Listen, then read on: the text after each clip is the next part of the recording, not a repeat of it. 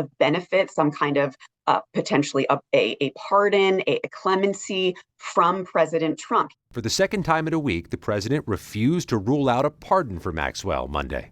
Well, I'm allowed to give her a pardon, but nobody's approached me with it. Nobody's asked me about it. And again dismiss the whole Epstein investigation and related files. If they had anything, I assume they would have released it.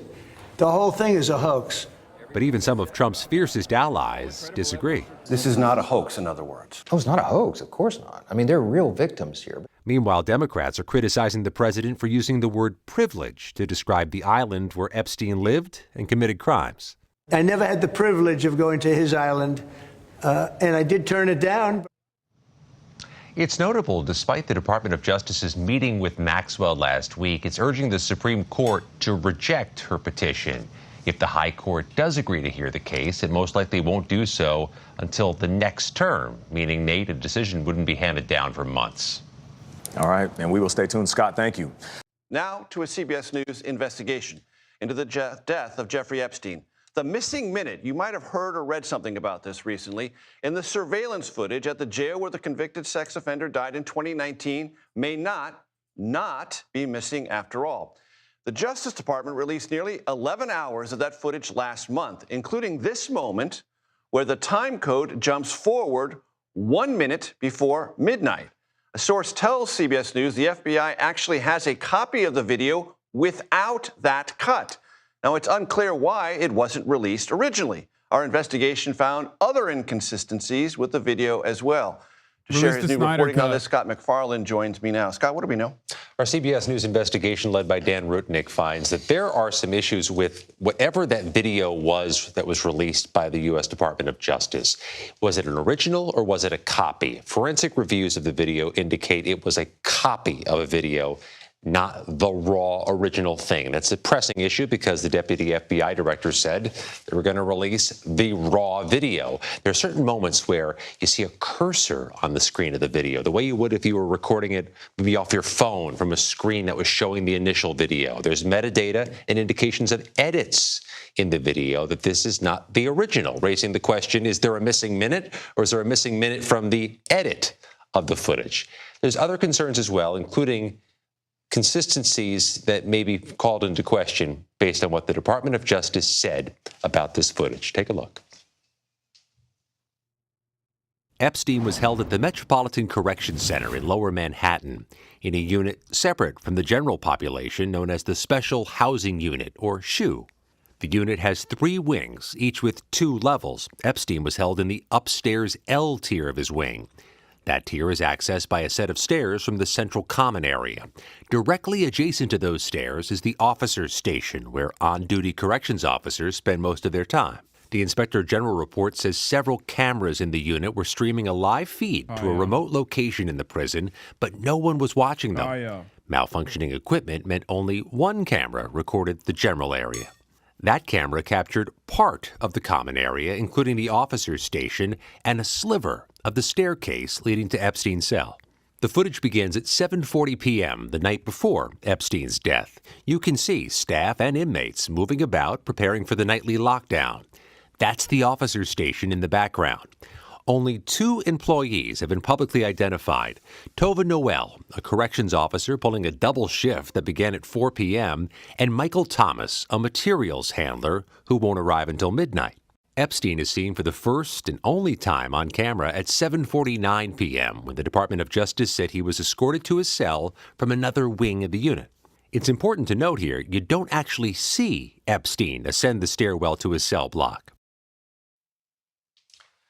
Pressed for comment from the Department of Justice, the FBI, and the Office of Inspector General, which did its own review of this matter, and they didn't respond to our request for comment. Major, if there is a full video, unedited, without a missing minute, it has not been released. And this is not incidental to the broader conversation among interested parties in the Jeffrey Epstein matter. Online, this has been gone over and over as people try to deduce or understand what isn't or is there, what they can glean in terms of transparency about Epstein's death. So much of what gave this oxygen over the past few years is open-ended question. Remember, we don't even have the actual fucking footage to his goddamn cell because those cameras were mysteriously down. So the footage that they actually doctored was not even the footage that's outside of his cell. Remember that. So conspiracy theories feed off of unanswered questions. That's the fuel. And what you have here is a bunch of questions that haven't been answered. So if the Trump administration is trying to put this issue and this controversy behind them, pending open questions are just oxygen for that fire. An important investigation. Scott McFarland with all the crucial details. I thank you very much. Mr. President, on the Wall Street Journal case, lawyers are seeking to depose Rupert Murdoch, Can you say what the lawyers hope to get out of that? We're going to see. It's in the lawyers' hands. I've been treated very unfairly by the Wall Street Journal and everything. I mean, I don't know. They even hired people from the Washington Post, third-rate reporters, gossip-type reporters. It's all gossip. And, I've been treated badly by the Wall Street Journal.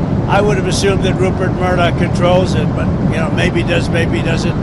They are talking to us about doing something, but we'll see what happens. Maybe they would like us to drop that. And so we'll see. Does that mean they're settling us? Yeah, they want to settle it. With money involved? He's treated us wrong. I mean, when I get treated unfairly, I do things about it. So we'll see what happens. Home gone. This is Donald Trump's phone number in Jeffrey Epstein's personal little black book from the 1990s. In 2021, Business Insider obtained an address book no one had ever seen before. Jeffrey Epstein got away with what he got away with because of who was in his address book. What's interesting for us about this book is a new cast of characters who we didn't previously know had interactions with or did business with him. While the Trump administration says it won't disclose more files on Epstein, the older address book reminds us of Epstein's vast connections to prominent figures, including Melania Trump's best friend, Christopher Cuomo's wife, and an advisor in the first Trump administration. Our first thought was to just do whatever we could to verify that it was real. We've obtained a copy of an address book that we believe belonged to Jeffrey Epstein, and your name and contact information are listed in the book. Hello? I'm a reporter for Insider. I'm just calling everybody who's in this address book who has not previously been publicly associated with Jeffrey Epstein. That's crazy.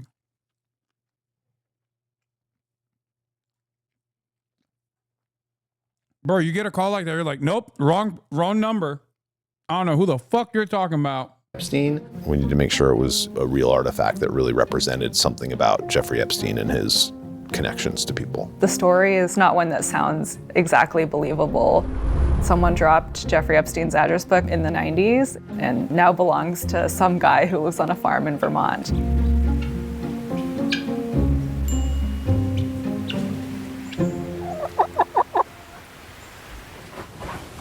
Yeah, I'm hitting that no habla inglés. I'm very careful not to put my fingerprints on the book, not to put any sort of DNA or hair or anything like that. My name is Christopher Halali. Where should I look? I currently live on my wife's farm. As a student of national security issues, imperialism, I was fascinated by the Jeffrey Epstein case. There are names that are highlighted, and I think one of the most notable highlighted names is former President Donald Trump. My name is Denise Ondeko, ta-da! And I believe I found the book sometime in the 90s. Walking along Fifth Avenue, and I just noticed a small black book on the sidewalk. So you're pretty sure that it was somewhere between 54? Yes, it could have been here or there.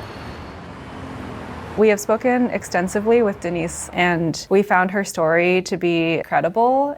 I saw the book, picked it up, glanced through it. Damn. It was filled with names like Kennedy, Rockefeller, Trump, etc. And it was like, whoa, this is bizarre. So I kept it for the New York City artifact that it was. Did you know who Jeffrey Epstein was at the time? No. When I rediscovered the book last year, it was like, holy, it's Jeffrey Epstein. A Manhattan billionaire arrested yesterday on federal sex trafficking.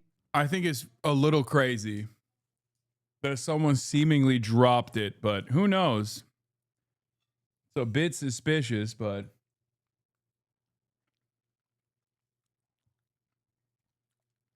charges. Accusations from indecent exposure to inappropriate touching to rape. I went to tips at New York Times. I sent something to Rachel Maddow. I just figured nobody was interested. Come the end of November, I really needed brakes for my car and I didn't have enough money. And I thought, what the hell? You know, f you, Jeffrey Epstein, you know, you paid for my brakes. So I put it on eBay. It was right there for everybody to see. Most people would think it's a fake or a forgery. I took the risk. When I received the book in the mail, my heart was nearly jumping out of my chest. You know, I felt like Indiana Jones. It's a dark book. It's a book that I think has a lot of suffering behind it, a lot of pain, a lot of evil, some would say. I felt that it was important for people to see who Epstein knew and what sort of network of power was behind him. this is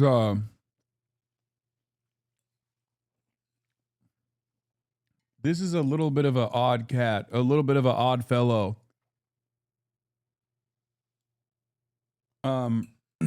Isn't he is he the ACP guy?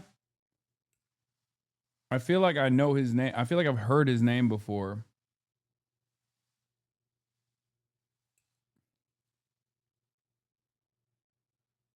Halali is a Vermont social studies teacher.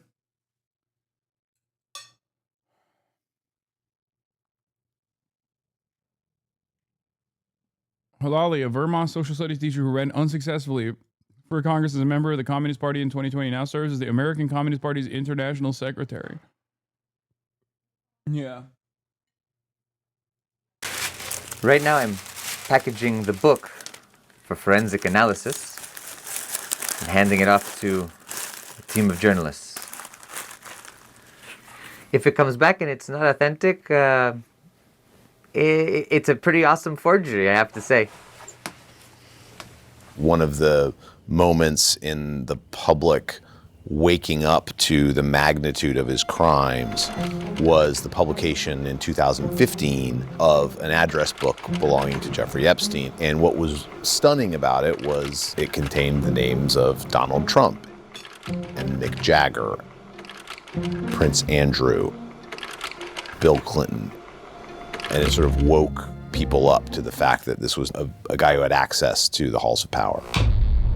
Our reporting also found about 220 new names that didn't appear in this other address book.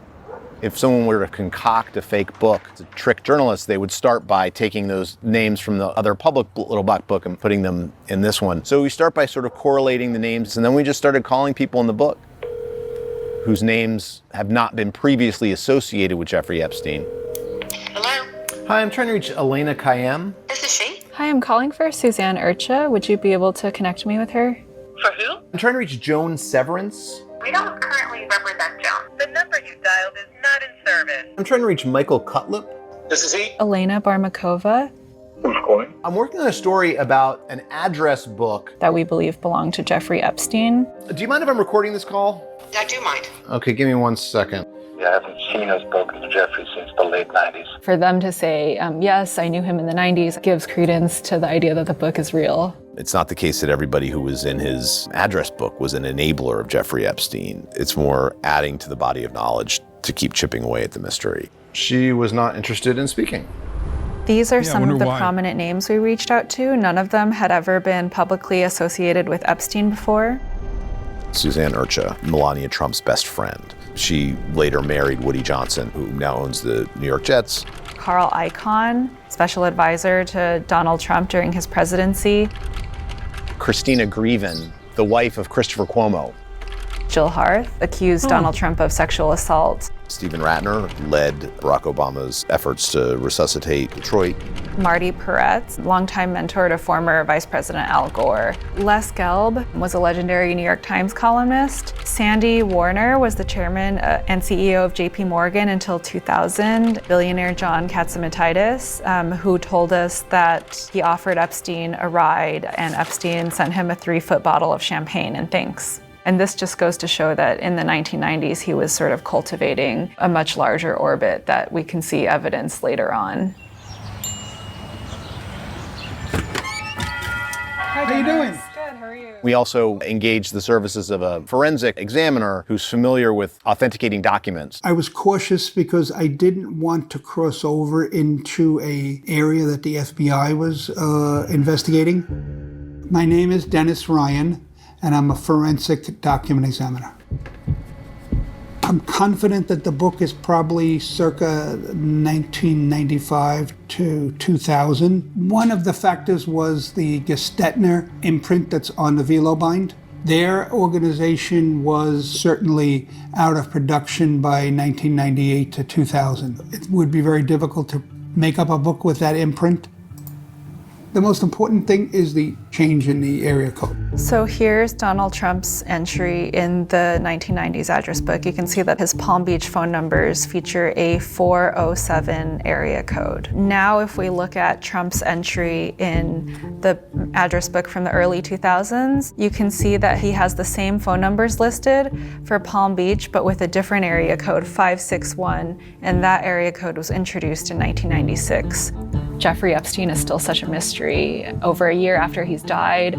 Accused sex trafficker Jeffrey Epstein is dead. Jeffrey Epstein's attorneys questioning whether his death was a suicide. I think my biggest takeaway is that Epstein had an extremely large sphere of influence, and we're not even sure about the true extent of it. I think this book elaborates on that in a different era, a different time, and with some different people that we didn't know were a part of that circle that eventually became a part of the reason that Jeffrey Epstein could get away with raping and abusing women and girls. And I think it's important to keep in mind how power is able to avoid accountability. And the more we can remember what Epstein's actions represent, the more we can prevent people from escaping accountability now and in the future.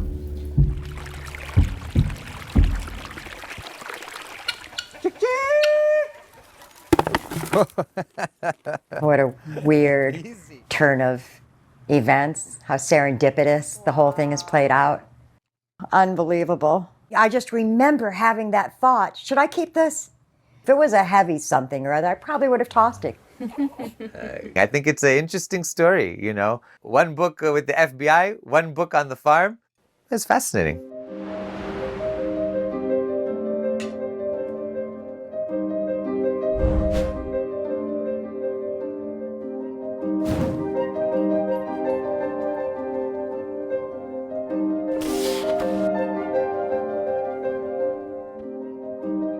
Business Insider reposted this exact video that they released 4 years ago. I seriously question their integrity if they had this book all this time and haven't talked about it for years and have not done any digging. You question the integrity of Business Insider? Yeah, no shit, dude. By the way, there's more on the Trump train. Breaking news, FBI has a version of the surveillance video filmed near Jeffrey Epstein's prison block on the night of his death that, unlike the version released to the public, is not missing a minute of footage, even though they originally said it was. Wasn't the explanation that the video equipment is old and resets every night, so no footage exists of that missing minute?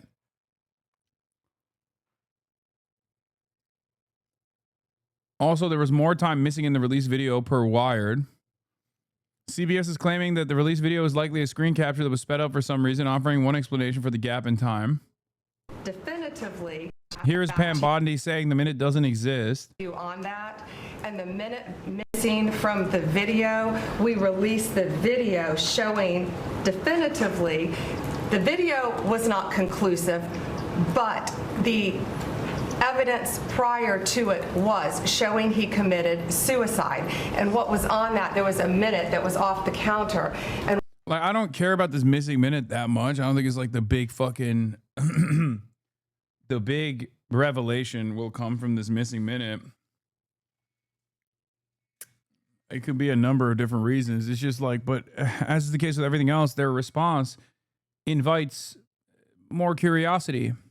Their response invites additional scrutiny because they respond in a really weird, uncharacteristic way if you are innocent. Their response is the response of a guilty man. So much so that it has actually made me reconsider my original stance of like, maybe Donald Trump is not that involved with Jeffrey Epstein post 2003.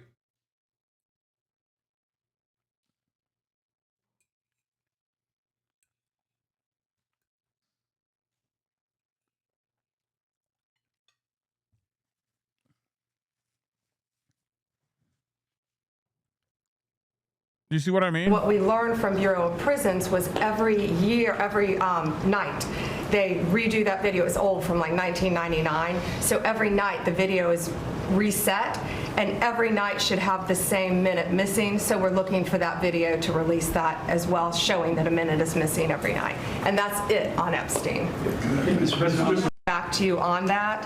And the minute missing from the video.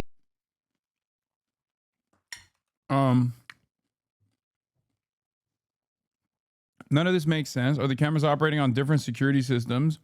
Why does one reset, the other one doesn't? And why do people who work in the field say this isn't a common feature? From the Daily Beast article.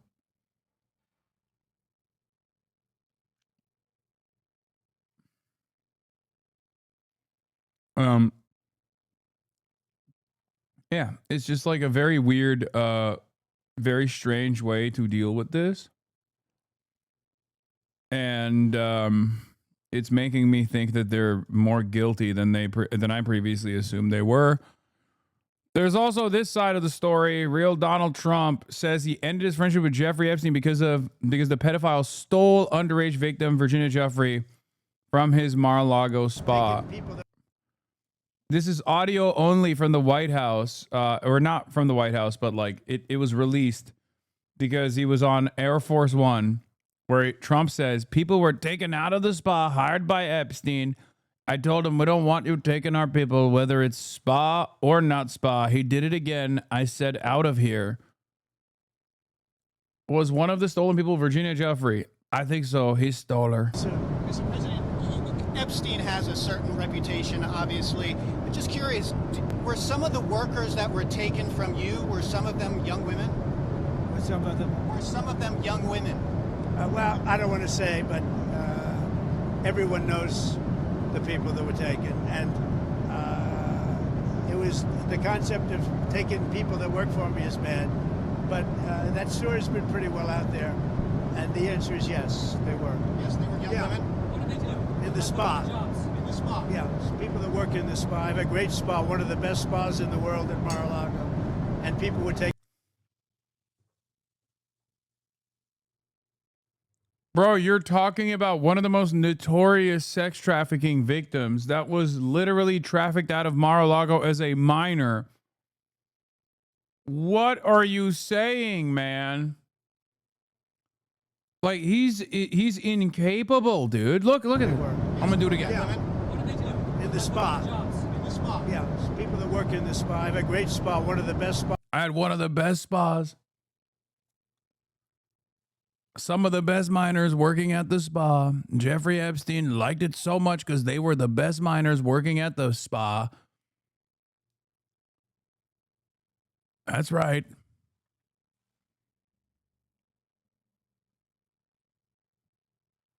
No other spa has miners like mine. Believe it. Believe it.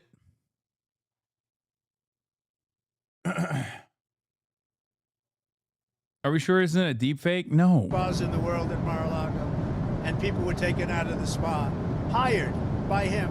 In other words, gone. And other people would come and complain, this guy is taking people from the spa. I didn't know that. And then when I heard about it, I told them, I said, listen, we don't want you taking our people, whether it was spa or not spa. I don't want them taking people. And dude.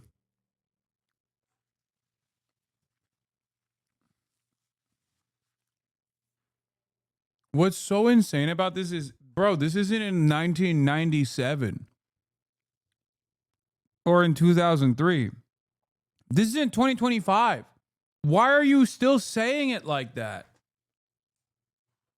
Like, it's crazy. Motherfucker, it is July 29th, 2025. Jeffrey Epstein's been dead since 2019. And you're literally still acting like you're mad that he stole your clients. Or not your clients, sorry. Stole your work staff.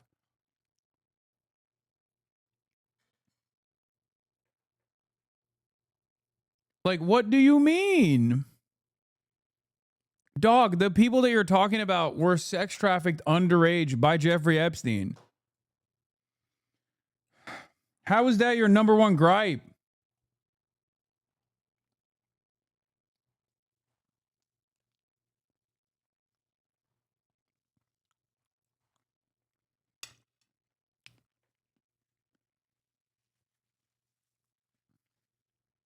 Also, yeah, why were minors working in this like high-end spa, supposedly the best spa? That's already weird, man. And he's like, those were the best minors. Those were the best minors. Nobody else has got minors like me at my spa. Like, that's what you're mad about? Jeffrey Epstein was out competing you? Here, it's not AI. Look.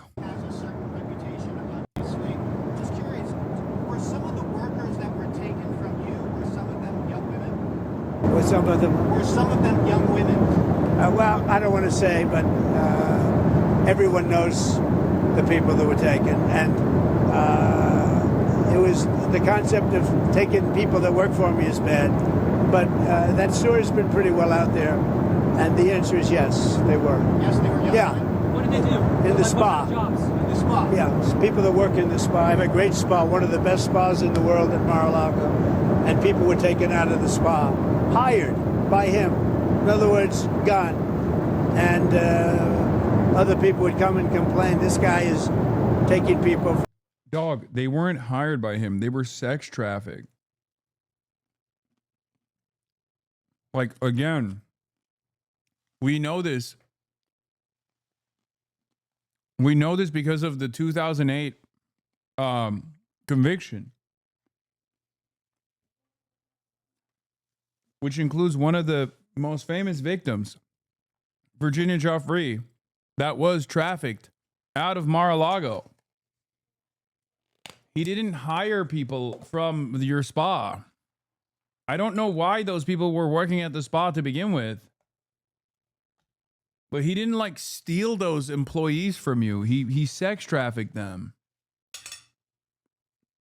He groomed and sex trafficked them. Very strange way to complain about this thing.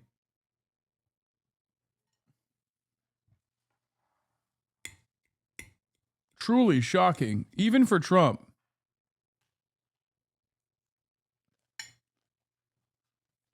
Even by Trump standards, this is a shocking way to talk about this.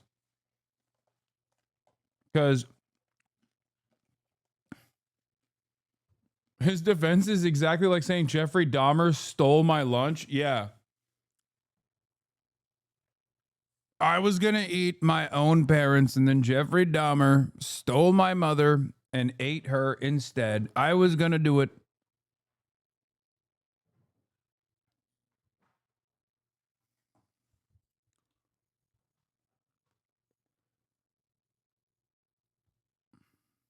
My mother gone. From the spa, I didn't know that. And then when I heard about it, I told him, I said, listen, we don't want you taking our people, whether it was spa or not spa.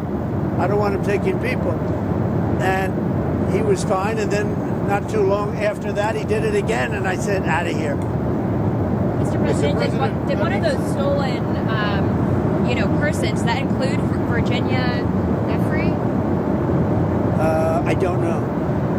I think she worked at the spa. I think so. I think that was one of the people. Yeah. He stole her. And by the way, she had no complaints about us, as you know.